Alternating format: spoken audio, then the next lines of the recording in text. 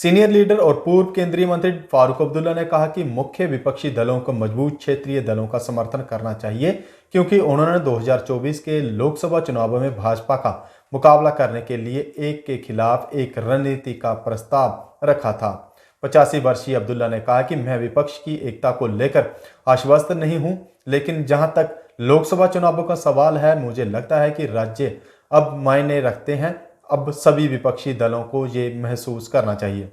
उन्होंने एक उदाहरण देते हुए कहा कि अगर पश्चिमी बंगाल में ममता बनर्जी मजबूत है तो हमें ये सुनिश्चित करना चाहिए कि टीएमसी नेता के लिए बाधा पैदा करने के बजाय अच्छा प्रदर्शन करें। इसी तरह बिहार में नीतीश कुमार और राजद अगर अच्छा कर रहे हैं तो उनके लिए अडंगा ना लगाएं। इसी तरह उत्तर प्रदेश में अखिलेश अच्छा कर रहे हैं तो वह ऐसी स्थिति पैदा ना करें। अब्दुल्ला ने कहा, मुझे लगता है कि सबसे महत्वपूर्ण चीजें में से एक है कि यदि आप वास्तव में उन्हें हराना चाहते हैं तो एक के खिलाफ एक होना चाहिए। जहां एक कांग्रेस प्रत्याशी जीत सकता है वहां दूसरा खड़ा ना हो। जहां दूसरी पार्टी जीत सकती है उस पार्टी को अपना प्रत्याशी उतारने का मौका दें। ये वास्तव में उन्हें उनके खेल में मात देने का एक तरीका है। ये पूछे जाने पर कि क्या उन्होंने विपक्षी नेताओं को इस दृष्टिकोण का सुझाव दिया था, तो नेशनल कॉन्फ्रेंस के अध्यक्ष ने कहा कि उन्हें सोचना चाहिए कि उन्हें क्या करना चाहिए। मुझे उम्मीद है कि वे इस पर विचार करेंगे।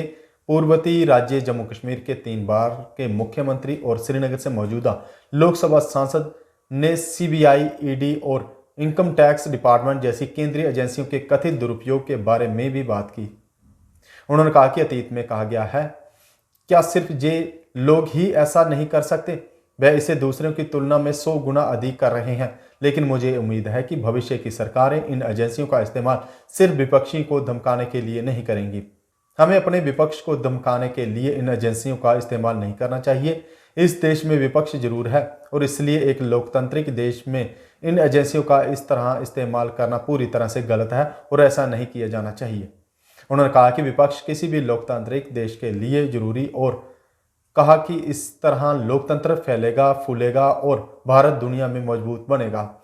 उन्होंने ये भी कहा कि विश्व प्रेस स्वतंत्रता सूचकांक में भारत 180 में से 161 पर गिर गया है और ये दर्शाता है कि हमने प्रेस की स्वतंत्रता को कितना नष्ट कर दिया है।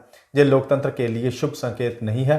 प्रेस आप पर नजर रखता है और ये जांच एक लोकतांत्रिक देश के लिए जरूरी है।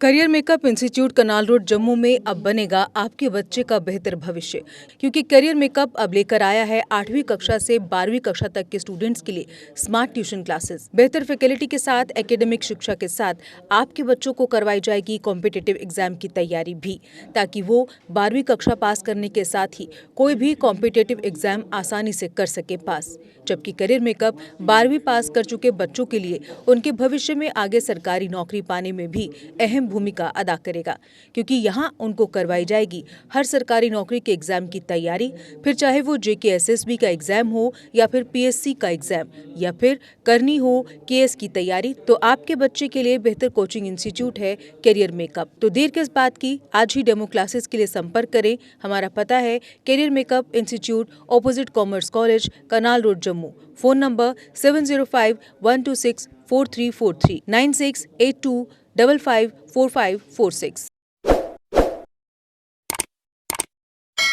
जम्मू कश्मीर की खबरों के लिए जुड़े रहिए JK अपडेट के साथ।